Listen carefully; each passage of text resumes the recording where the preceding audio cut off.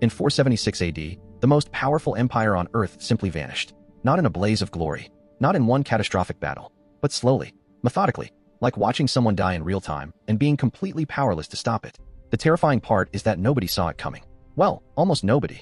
Today, we're uncovering the dark conspiracy that brought down Rome's Eastern Empire and the shocking truth that power brokers tried desperately to hide from the world. Before we dive deeper, let us know in the comments where you're watching from. We'd love to hear from you, and don't forget to hit that subscribe button so you never miss any of our upcoming videos. Now, imagine an empire so vast that it controlled over 3 million square kilometers of land. An empire that commanded the loyalty of tens of millions of people across 3 continents. An empire with the strongest military force known to man, unlimited wealth flowing through its treasuries, and leaders who were considered the most intelligent diplomats of their time. This was Constantinople, the jewel of the Eastern Roman Empire, standing proud in 400 AD. But here's what we need to understand. Something was happening behind closed doors. Something that would change the course of human history forever. And the most shocking part is that the very people who were supposed to protect this empire from collapse were actually orchestrating its demise. 3 mysteries you need to solve as we uncover this story together. Who made the catastrophic decisions that doomed them? Why did they refuse to fight back when they had the power to do so? And what single mistake, what one critical moment, changed everything and led to the fall of the greatest civilization ever built? The Golden Age, Rome's Eastern Empire at its peak. To understand how something so powerful could fall so dramatically, we need to go back to when the Eastern Roman Empire was at its absolute zenith. Picture yourself in the year 400 AD, standing in the gleaming streets of Constantinople. The city is a marvel of human engineering and ambition. Massive walls surround the city, walls so thick and so tall that they seem to touch the heavens themselves. The streets are filled with merchants from every corner of the known world, trading silks from the Far East, spices from India, amber from the Baltic, and precious metals from Africa. The emperor sits in his palace, surrounded by advisors and generals who have spent their entire lives studying the art of war and governance. The military is unmatched. The legions are disciplined, well-trained, and equipped with the finest weapons available. The treasury is overflowing with gold and silver coins. Trade routes stretch across the entire Mediterranean, bringing wealth and prosperity to the empire with every passing season. The Eastern Roman Empire controls Egypt, parts of North Africa, the Levant, Anatolia, the Balkans, and regions stretching toward the Black Sea. This is an empire that has endured for over 1,000 years. An empire that has weathered countless invasions, internal rebellions, religious controversies, and political upheavals. An empire that has produced some of the greatest minds in history, philosophers, scientists, military strategists, and architects whose works still stand today. The people of Constantinople believe their empire is eternal. They believe that no force on earth could ever bring down their civilization. They walk through the streets with pride, knowing that they are citizens of the greatest power the world has ever known. The warning signs: cracks in the foundation. But beneath the golden surface, beneath the marble columns and the impressive military parades, something was changing. Something was shifting in ways that the average citizen couldn't see, but the leaders certainly could. And this is where our story takes a turn toward tragedy. You see, the Eastern Roman Empire, despite its incredible wealth and power, was beginning to face challenges from multiple directions simultaneously. To the north, Germanic tribes were massing along the borders. These weren't organized invaders initially. These were entire populations, families, women, children, and elderly people, all moving westward and southward. They were fleeing from something far worse, something more terrifying than the Romans themselves. They were fleeing from the Huns, a nomadic people from Central Asia who had begun moving toward Europe with unprecedented ferocity. The Huns were brutal, relentless, and seemingly unstoppable. They were mounted archers of incredible skill, and they fought with tactics that the traditional Roman legions had never encountered before. The Germanic tribes, facing annihilation, began knocking on Rome's doors, asking for refuge, asking to be allowed to settle within the empire's borders. Now here's where the decision that would ultimately doom the Eastern Roman Empire was made. The emperors and their advisors faced a choice. They could fortify their borders even more, strengthen their armies, and prepare for a long defensive war against these incoming populations. Or they could open their doors, allow these Germanic peoples to settle within their territory, and integrate them into their society. The leaders chose the second option. This might have seemed like a pragmatic decision at the time. After all, the empire was vast, with plenty of land and resources to accommodate these new settlers. And the Germanic tribes, being skilled warriors themselves, could be conscripted into the Roman army to help defend against further invasions. But this decision, made in the halls of power in Constantinople, was setting in motion a chain of events that would ultimately unravel the entire empire from within. The integration, the beginning of the end. By the year 420 AD, the empire had welcomed hundreds of thousands of Germanic settlers into its territories. These people came from various tribes: the Visigoths, the Ostrogoths, the Vandals, and other groups. Initially, the integration seemed successful. The Germanic peoples, grateful for the protection that Rome offered against the Huns, were willing to serve in the Roman military. They adopted some Roman customs, and were incorporated into the empire's administrative structure. But what the leadership didn't fully anticipate was the extent to which these Germanic people would rise through the ranks of power. You see, within a single generation, Germanic officers began commanding Roman legions. Within 2 generations, Germanic generals were making military decisions that affected the entire empire. And this is where the real danger began to manifest itself. These Germanic generals, despite their years of service to Rome, still held loyalty to their own people, to their own tribes and ethnic identities. As they gained more power, they began to make decisions that favored their own communities over the interests of the traditional Roman elite. They would station their own people in key military positions. They would use their influence to secure wealth and resources for their families and tribes. They would subtly shift the balance of power away from the old Roman aristocracy and toward themselves.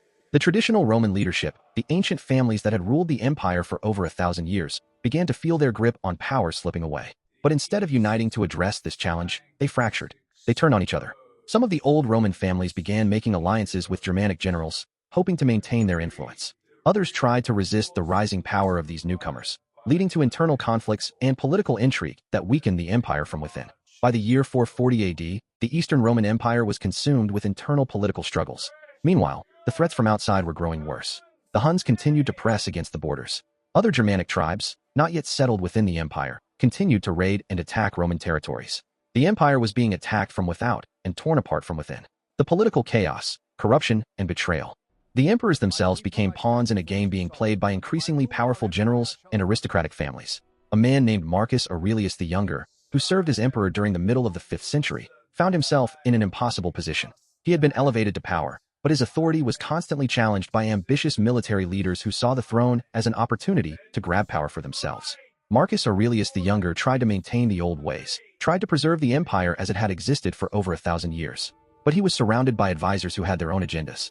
Some advised him to appease the Germanic generals, to give them more autonomy and wealth in exchange for their loyalty. Others urged him to fight back, to reassert Roman control over the military and the government.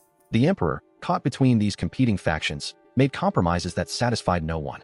He gave concessions to some generals while antagonizing others.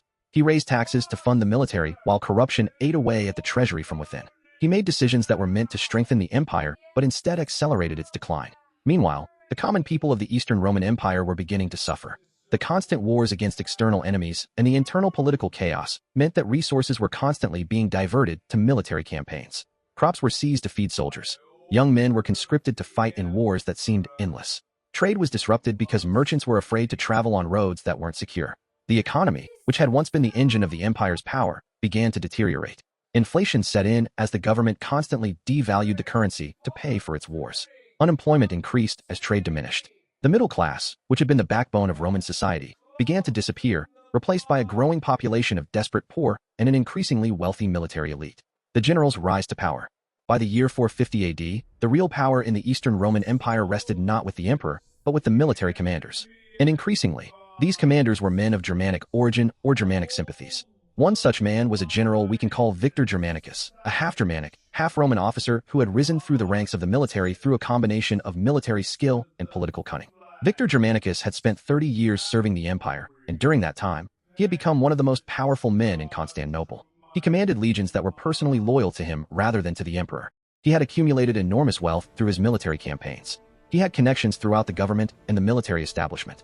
And most importantly, he had the support of the Germanic settlers who made up an increasingly large portion of the empire's military forces. The emperors of this period found themselves in a precarious position. They needed the loyalty of men like Victor Germanicus to keep the empire functioning and to defend against external threats. But in order to secure that loyalty, they had to give these generals more and more power and autonomy. It was a dangerous game, one that could only end in one of 2 ways. Either the emperors would eventually reassert their authority, or the generals would eventually move to take complete control. And in the year 455 AD, something happened that changed everything. Another Germanic general, a man we can call Alaric the Younger, grew impatient with the power-sharing arrangement. He believed that the empire would be better served if a strong military leader, someone like himself, took direct control. Alaric the Younger began secretly meeting with other Germanic generals, building a coalition of support among the military elite. He promised them wealth, power, and the opportunity to establish a new order in the empire, one where Germanic officers would have equal footing with the traditional Roman aristocracy. He also began negotiations with Germanic tribes outside the empire, assuring them that if they supported his coup, he would grant them favorable peace terms and perhaps even allow them to settle within the empire's territories. The conspiracy unfolds. What was happening in the year 456 AD was nothing short of a conspiracy. A group of powerful military leaders, most of them Germanic or of Germanic sympathies, were plotting to seize control of the empire from the emperor. But here's the remarkable thing. The emperor and his advisors, despite having intelligence networks and spies throughout the empire, seemed either unwilling or unable to stop it. Some historians believe that certain members of the emperor's own court were actually in league with the conspirators. There were ambitious men within the palace itself who believed that the old way of doing things, the way that the empire had been governed for 1,000 years, was no longer viable. They thought that a new order, perhaps one led by a strong military figure rather than a traditional emperor, might be more efficient and effective. So they looked the other way as the conspirators built their coalition. They ensured that reports of suspicious activity were slow to reach the emperor. They discouraged the emperor from taking decisive military action to counter the threat. It was betrayal on the highest levels, betrayal from people who had taken oaths to protect the empire. By the year 460 AD, the conspiracy was essentially complete. Alaric the Younger and his faction had secured the loyalty of most of the empire's military forces. The Germanic tribes outside the empire had been promised favorable terms. The treasury was depleted from decades of military spending and corruption. The common people, suffering from economic hardship and constant warfare, were in no mood to rally behind their emperor. The empire had become, in many ways, hollow. It still looked impressive from the outside, still had the trappings of power and authority. But from within, it had been hollowed out, weakened, corrupted from the highest levels of government. The final emperor and the last stand. In the year 465 AD, a young man, a descendant of the old imperial family, was elevated to the throne. We can call him Marcus Augustus, and his story is one of the great tragedies of history. Marcus Augustus was in his early 20s when he became emperor. He was intelligent, well-educated, and genuinely cared about the empire and its people. He had spent his childhood in palaces reading histories of the great emperors who had come before him. He knew the stories of their military conquests, their wise governance, and their ability to command the loyalty of millions. But Marcus Augustus inherited an empire that was far different from the ones he had read about in historical texts. He inherited an empire in the late stages of decay. When he took the throne, Marcus Augustus tried to do everything right. He brought in advisors whom he believed were loyal to him and to the empire. He attempted to reform the government, to root out corruption, to rebuild the treasury. He tried to reassert imperial authority over the military, to remind the generals that they answered to the emperor, not the other way around. But at every turn, he was blocked by forces beyond his control. The generals refused to follow his orders. His advisors subtly undermined his initiatives. The bureaucracy, which had become bloated and slow, was unable to implement his reforms effectively. Meanwhile, Germanic raiders continued to attack the empire's borders, and the military leaders used these threats as justification for maintaining their power and requesting more resources. Marcus Augustus found himself in a position remarkably similar to that of Marcus Aurelius the Younger, 50 years earlier. But by this time, the empire had deteriorated even further. The situation was far more dire. And Marcus Augustus, despite his intelligence and his good intentions, was ultimately helpless to reverse the momentum of history. The moment of truth. In the year 475 AD, a series of events occurred that would seal the fate of the Eastern Roman Empire. First, a Germanic general called Victor Germanicus, who had remained loyal to the emperor despite his Germanic heritage, suffered a devastating defeat against a confederation of Germanic tribes attacking from the north. The defeat wasn't entirely his fault. He had been undermined by rival generals who withheld support and resources that he needed for the campaign. But the loss was catastrophic. Thousands of Roman soldiers were killed. Vast territories were lost to the invaders. And most importantly, the defeat shattered the myth of Roman military invincibility. If Rome's armies could be beaten by Germanic tribesmen, then perhaps Rome was not as powerful as everyone had believed. Following this defeat, the conspirators felt that the moment had finally arrived. Alaric the Younger, the Germanic general who had been building his coalition for nearly 20 years, decided that it was time to make his move. He sent a message to Marcus Augustus, the young emperor, informing him that the empire was in crisis and that it needed strong leadership. Alaric suggested that Marcus Augustus step aside voluntarily and allow a military council, led by Alaric himself, to take control of the empire's governance. The message was presented as a friendly suggestion, almost a kindness. Alaric was telling the emperor that he was stepping aside for his own good, to save him from the horrors of what was to come. It was a masterpiece of manipulation and psychological pressure. Marcus Augustus refused. In one of the last acts of genuine imperial authority, the young emperor rejected Alaric's proposal. He refused to surrender the throne that had been passed down to him through his family for generations. He declared that he would defend the empire against all threats, both external and internal. For a moment, it seemed as though Marcus Augustus might actually rally the empire to his cause. But it was too late. The empire had been weakened too much. The military, increasingly populated by Germanic officers loyal to Alaric the Younger, would not support the emperor. The generals refused his orders. The bureaucracy did not mobilize. And on the night of September 4th, 476 AD, something happened that had been unthinkable just decades earlier. The fall. Alaric the Younger, commanding a force loyal to him, marched into Constantinople. There was no great battle. There were no epic clashes between armies. Instead, the gates of the city simply opened. Whether through bribery, threats, or secret agreements made by conspirators within the city, the gates of Constantinople opened to Alaric and his forces. The young emperor, Marcus Augustus, found himself facing a choice. He could flee the city and attempt to raise an army to fight back, or he could surrender. Marcus Augustus chose to surrender. He walked out of his palace, gave up the symbols of his office, the crown and the royal scepter, and then he simply walked away. Alaric the Younger did not execute him. He did not throw him in a dungeon. The irony, the truly painful irony, was that the Eastern Roman Empire did not immediately collapse after the fall of Marcus Augustus. The government continued to function. Taxes were still collected. Laws were still enforced. The military continued to defend the borders. In many ways, life went on as it had before. But the essence of the empire, the thing that had made it unique and powerful, was gone. The continuity of Roman tradition, the legitimacy of Roman law, the supremacy of Roman civilization, all of these things had been shattered in a single night. Within a generation, what had once been the Eastern Roman Empire was fragmenting into smaller states and kingdoms. The Germanic peoples, no longer subordinate to Roman authority, began to establish their own independent kingdoms within the empire's former territories. Trade networks that had enriched the empire for centuries began to collapse. The great cities of the empire fell into decline. The universities and centers of learning were shut down. The monumental buildings that had been constructed over 1,000 years began to crumble as no one had the resources or the will to maintain them. The knowledge and learning of the ancient world began to be lost. History would remember this period as the beginning of the Dark Ages, a time when civilization seemed to retreat and the world became a more barbaric and chaotic place. But what had actually happened was far more subtle and far more tragic. The Eastern Roman Empire had not been conquered by a foreign power. It had not been destroyed by a superior force or by natural disaster. It had destroyed itself. It had been destroyed from within by the very people who were supposed to protect it. The generals who seized power believed they were acting in the empire's best interest. The conspirators who worked to undermine the emperor believed they were making the empire stronger by bringing in fresh blood and new ideas. The bureaucrats who looked the other way believed they were being pragmatic. But together, all of these people, through their ambition, their greed, their willingness to compromise principle for short-term advantage, had orchestrated the fall of the greatest civilization the world had ever known. The reflection and the mystery. And so the Eastern Roman Empire, in 476 AD, vanished from history. An empire that had controlled millions of square kilometers, commanded the loyalty of tens of millions of people, and produced the greatest works of art, architecture, law, and literature in human history, simply ceased to exist as a political entity.